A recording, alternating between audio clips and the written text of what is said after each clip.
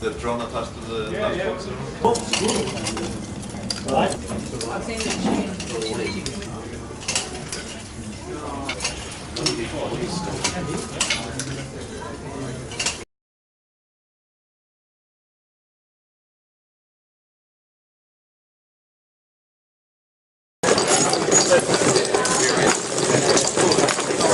And you can go as crazy as you want.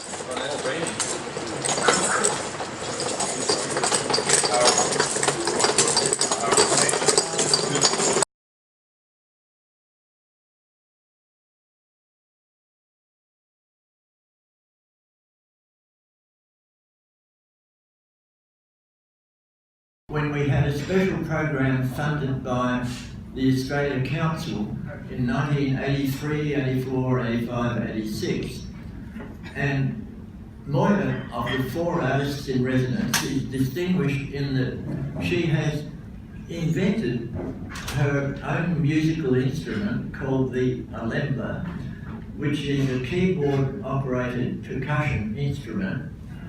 And this instrument has been used by symphony orchestras, and in a climactic performance it was used by the Sydney Symphony Orchestra in a concert here in Sydney conducted by Sir Charles Mackerras.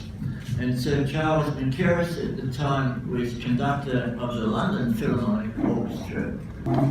Moira is here, and it's not often we have distinguished composers of music, symphony music, here in the labs, and I thought it was, well, we're delighted to have her here. Now we come to Sid.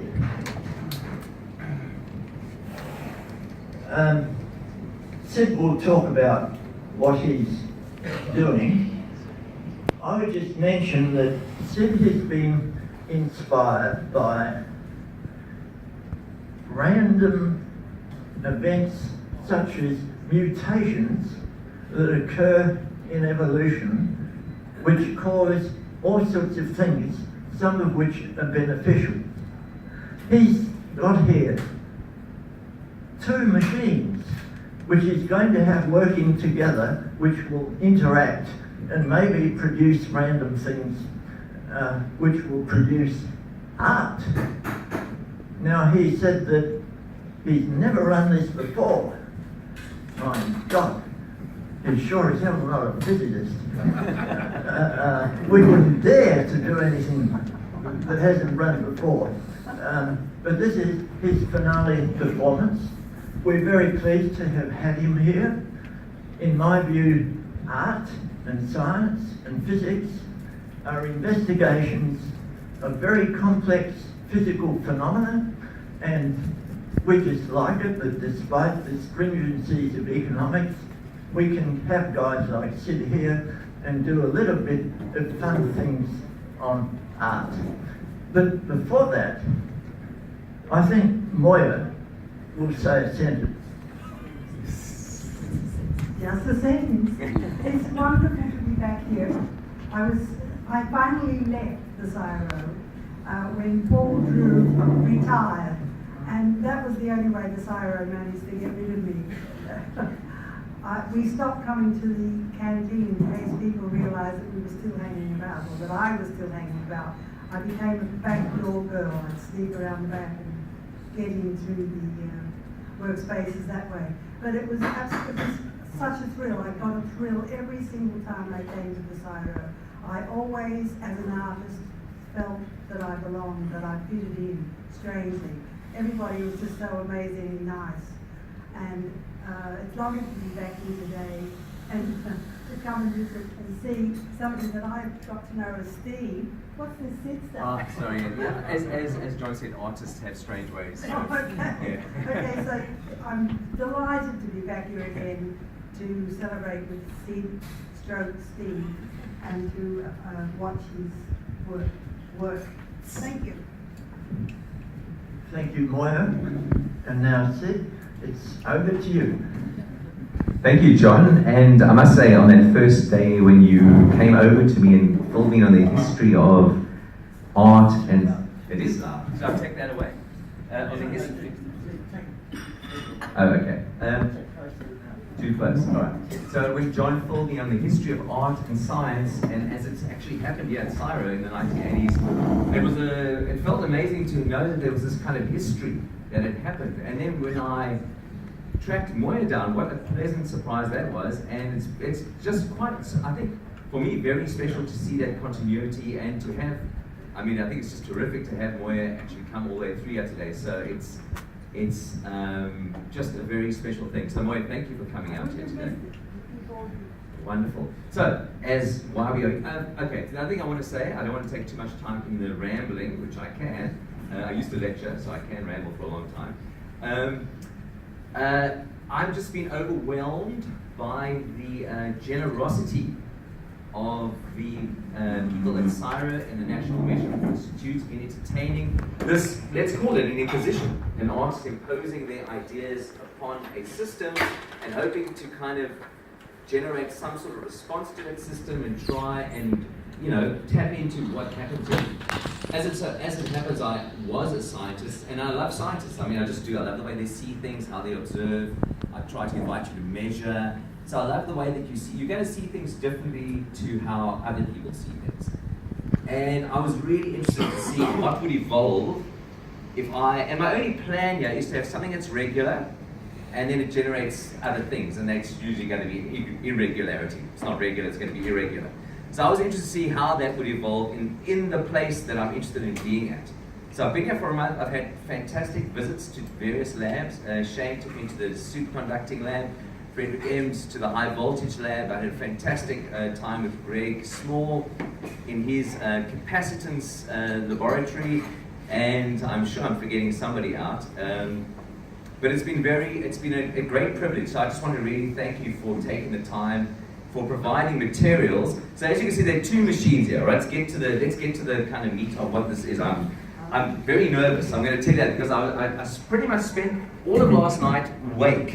My dogs wanted to go out, and I couldn't go back to sleep after that. Now, what are these machines going to do today? Because as John said, yes, I like to do things that are sort of quite spontaneous. This is when the experiment is going to happen. I've checked to see that this is Serendipity Machine 1.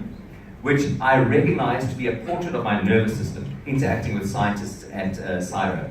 It's the only thing that makes sense. It's quite jangly, and it was nerves. It was like a mass of nerves. The second machine I've been struggling to come to terms with because it's quite temperamental. It's very temperamental, and it's got its own ideas. I really think that. And then I discovered this morning while having a really particularly good cup of coffee what it was. So I've named this second machine Serendipity 2, but its real name is The Scientist.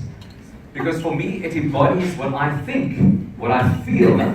What I feel is a scientist. It's temperamental. If you try and manage it by turning the handle, it's not going to do what you want it to do. And I realize why that's important, because just like artists, scientists have got a very deep creative drive to discover. They are curious, deeply curious, and when you try and control anything that's too curious, it's not going to respond in a linear way. It's going to be a little bit non-linear on you, and that's just the way things are. So this is the scientist, and we hope it's not too non-linear today. We're hoping for some kind of outcome. So what I'm going to do today, I would like to invite. I'm going to need a couple of volunteers. To come and drive Serendipity 1 and to drive Serendipity 2. Because what we're going to do is we're first going to drive Serendipity 1, give it some ink, and see, this is a controlled experiment, so we have to do it this way. We're going to give it some ink and run it for about a minute and hope the chain won't come off. If it does, I'll put it back on, don't worry. And we'll see what result it gets. That's our first experiment. The second experiment, we're going to get somebody to run Serendipity Machine 2, my nervous system, which is always fun to operate, and see what result it gives if you run it by itself. And then we're going to get one person on Serendipity 1, the scientist, and one person on my nervous system. We're going to let those run at the same time. You can control how fast, how slow you want it to go, and we see if the combined effect is somehow more interesting than the effect of each one running on their own. Is everyone game for this observation? As hard as you like. As hard as you like. You go for it. Hang on, chains come off. That's okay. We're just going to put that chain back on now, and he's going to behave himself. Okay, it's on there. Yes, go. Yeah, just go. Yes, yes, yes. All right. Wow. I like your style. Oh, chance come up again. All right, let me give it a bit more ink. And we've actually got a nice, this is nice, that's control, so that's good.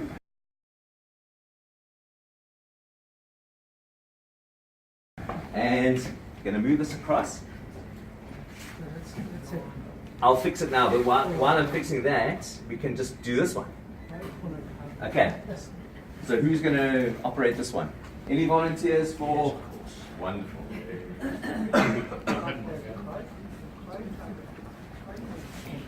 You ready to go? Yes, whenever you're ready.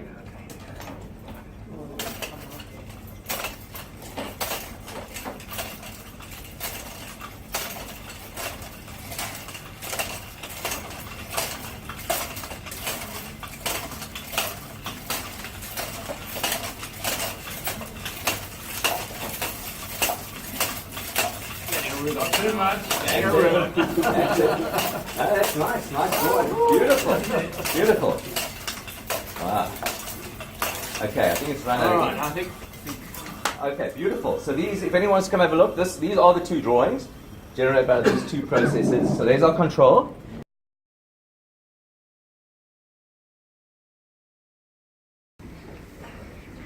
So let's give it some ink.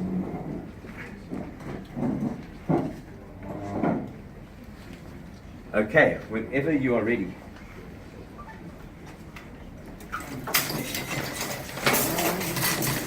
Go that way. Other way?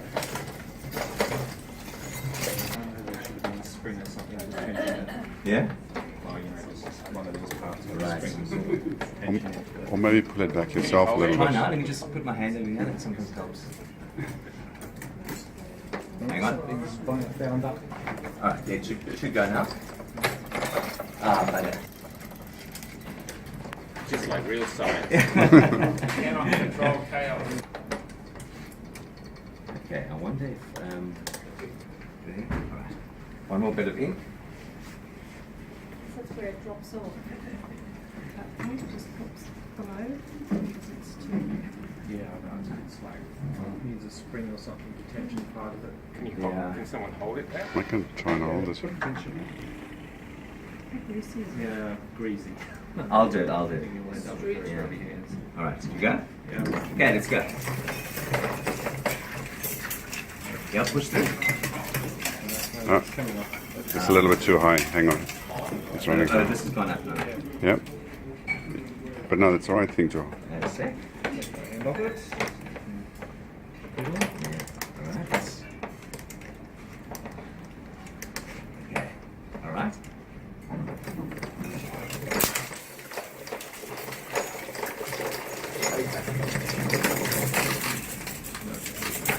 Okay.